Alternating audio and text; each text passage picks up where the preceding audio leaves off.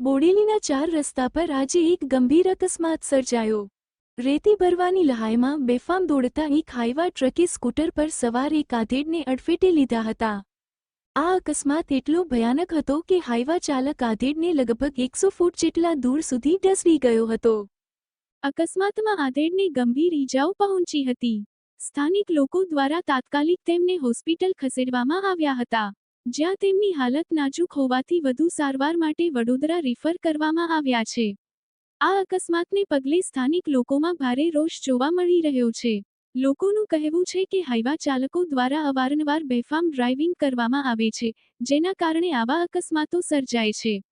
સ્થાનિક લોકોએ બોડેલીના 4 રસ્તાની ચારેય તરફ સ્પીડ બ્રેકર મૂકવાની માંગ કરી છે, જેથી આવા અકસ્માતો પર અંકુશ લાવી શકાય।